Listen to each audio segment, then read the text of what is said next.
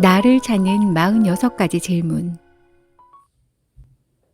서점에 가면 습관처럼 베스트셀러 순위를 한번 살펴본다. 치부학과 명상학, 긍정심리학이 여전히 사람들의 마음을 사로잡고 있었다. 정권이 바뀌고 세상이 뒤집어진 듯하지만 여전히 많은 사람들은 시대의 트렌드를 파악하여 돈을 벌고 싶어 한다. 또 다른 사람들은 그런 세상에 지치고 외롭고 상처받아서 의지할 곳을 찾고 있다. 지금 대한민국은 나는 돈에 미쳤다의 저자 젠의 주장처럼 외로워도 슬퍼도 부자인 것이 낫다며 돈을 벌라고 외치는 돈의 시대이다. 그런 세상에서 치부하기 대세인 것은 당연하다. 돈의 세상에서 원하는 것을 얻기 위해서는 많은 돈이 필요하기 때문이다. 그러나 돈은 참 인정머리가 없다. 아무에게나 가지 않는다. 돈이 있는 사람을 좋아한다. 그런 세상에서 상처받은 수많은 사람들에게는 명상도 필요하고 긍정심리학도 필요하다. 그것들이 또 하루를 살 힘을 주기 때문이다. 그럼에도 불구하고 늘 드는 의문이 있었다. 이 책들이 이 시대의 정말 아픈 이들에게 약이 될까 하는 점이다. 김난도 교수가 그의 다른 책에서 아프니까 청춘이라고 했을 때 한 코미디언이 그랬다. 아프면 약을 주어야지 힘내서 견디라고 하면 어떡하냐고. 명상이나 긍정심리학도 좋은 약임에는 틀림없다. 그러나 일시적으로 아픔을 잊게 하는 진통제 정도로 밖에 보이지 않는다. 당연히 진통제 또한 필요하다.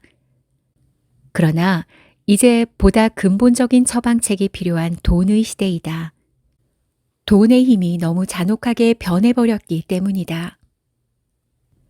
사람들은 돈의 시대가 만들어 놓은 시스템과 불협화음 때문에 가장 많이 힘들어하고 있다. 나의 가치관과 나의 능력, 내가 가고자 하는 길이 시대와 서로 맞지 않는 것이 불행의 시작이다. 이 시간을 견디면 행복해질까? 다시 한번 성공 신화를 믿고 소비의 즐거움으로 하루를 견디며 열정을 바친다면 언젠가는 행복해질까? 나의 결론은 아니다였다. 게으르고 약해 빠져서가 아니다. 아무리 열심히 해도 어쩔 수 없는 험악한 시스템 때문이다. 돈이 있어야 돈을 버는 세상. 돈을 가진 사람들의 힘이 점점 더 세져서 청년들은 이제 일자리조차 얻기 힘들어져 버린 세상이다. 이제는 돈의 힘을 학력으로도 자격증으로도 고시로도 넘기 힘들다. 이런 시스템 아래서 돈 없는 사람이 할 수 있는 일이 뭘까? 양극화된 한국 사회에서 가진 게 노동력밖에 없는 사람들이 지속 가능한 행복을 추구할 수 있는 방법은 무엇일까? 지금까지 우리는 나와 시스템 간의 불협화음이 생기면 주로 시스템을 탓해왔다. 자본주의 체제를 탓했고 갑질하는 재벌이 문제라고 말했다. 그들이 잘못인 것은 맞다. 그러나 잘 몰랐던 것이 있다. 분노와 혐오만으로는 그들의 잘못이 고쳐지지 않는다는 것이다. 이제는 누가 어떻게 고칠 것인지 물어야 할 때다. 이제는 그래서 나는 무엇을 할 것인가를 물어야 한다.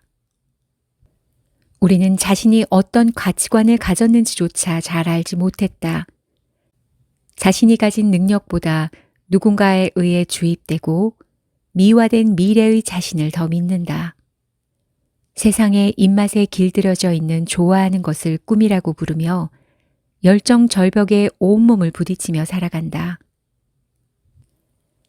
자신이 살고 있는 이 시스템의 원리를 정확하게 파악하고 자신의 가치관과 능력치를 있는 그대로 보고 하고 싶은 일보다 할 수 있는 일이나 해야 할 일에 관심을 가질 때 자기다운 삶을 살아갈 수 있다는 이야기는 의외로 힘이 있다. 알리바바의 창업자 마윈이 한 말이 있다. 성공의 여부는 얼마나 노력하느냐가 아니라 어떤 파도를 타느냐에 달려 있다. 이 이야기는 성공 신화를 만드는 데만 설득력이 있는 것이 아니라 행복한 삶을 꿈꿀 때도 유용한 이야기다. 우리는 행복을 향해 노력하기 이전에 자신이 타고 있는 파도의 성격부터 알아야 한다. 샤오미 그룹의 창업자 레이쥐는 태풍의 길목에 서 있으면 돼지도 날아오를 수 있다고 했다. 지금 쏟고 있는 노력은 어떤 파도냐에 따라 힘이 될 수도 있고 장애가 될 수도 있다. 파도는 시대의 흐름이자 시스템 그 자체이다. 그러므로 우리는 내가 처한 환경, 즉 파도에 좀 더 많은 관심을 기울여야 한다. 지금부터 던지는 질문을 통해 세상에 단 하나밖에 없는 멋진 자신만의 삶을 찾을 수 있기를 기원합니다. 1. 나의 자화상 그리기. 우리 사회는 너는 누구인지가 아니라 너는 무엇이 되고 싶은 사람인지를 늘 묻습니다. 그렇게 살다 보면 나는 늘 환상 속의 그대가 되어 있습니다. 현재의 내가 아니라 되고 싶은 욕망 속에 나를 나라고 착각하게 되는 것이지요. 나는 누구인가? 라는 질문은 그 사람의 가치관을 묻는 것입니다. 나는 어떤 일을 가치 있게 여기며 어떤 가치를 가지고 있는 사람입니까? 이 질문의 답을 생각하면서 나의 가능성을 발견하는 여행을 시작해 봅시다. 자화상을 그려보면서 혹시 자의식이 형성되지 않은 채로 어른이 되어버린 자신에 대해 탓하고 싶은 마음이 들었습니까? 그럴 필요 없습니다. 단지 우리에겐 나에 대한 고민을 깊이 할 시간이 없었을 뿐입니다. 어쩌면 여러분 내면에는 이미 스스로도 인식하지 못한 내공이 쌓여 있을 가능성이 높습니다. 찾는 방법을 몰랐을 뿐이죠. 지금부터 하면 됩니다. 2. 나의 꿈은 무엇인가? 결국 꿈이란 직업이 아니라 가치여야 합니다. 그 중에서도 사회적 가치를 향한 것이어야 비로소 진정한 의미를 가질 수 있습니다. 나는 미세먼지를 없애는 일을 하면서 평생을 살고 싶다. 이런 게 꿈이지요. 그렇다면 환경보호 활동가가 되던 미세먼지 제거기를 개발하는 연구원이 되던 환경부 공무원이 되던 나무를 심는 농부가 되던 그것은 상관없는 일입니다. 좋은 학벌을 가지면 교수는 될 수 있을지 몰라도 행복한 교수는 될 수 없을 것입니다. 글 쓰는 일과 가르치는 일이 행복해야 행복한 교수가 될 수 있습니다. 거꾸로 말하면 행복하기 위해 글 쓰고 가르칠 수만 있다면 교수가 되지 않아도 상관없어야 합니다. 교사가 되어도 좋고 학원이나 공부방에서 가르쳐도 상관없어야 합니다.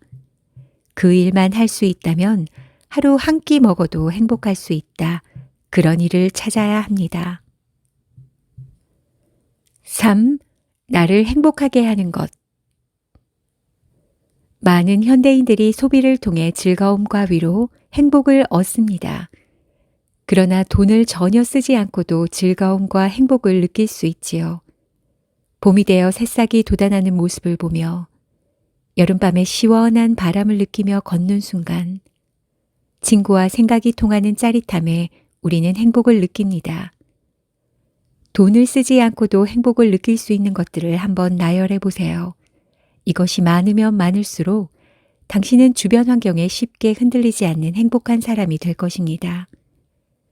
우리는 많은 정체성을 가지고 있습니다. 누구의 자식이고 대한민국의 국민이며 노동자이며 지구인입니다. 그리고 살아있는 동물입니다. 동물로서의 정체성에서 벗어날 수 있는 사람은 없습니다.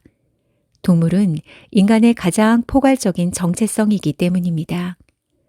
오늘도 살아있는 동물답게 살아갑시다.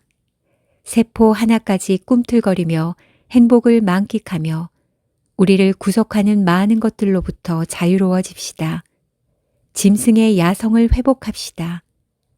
돈 없이 즐겁게 사는 것, 그것이 바로 야성입니다. 돈 없이 행복할 수 있는 것이 많으면 많을수록 당신은 자유인입니다.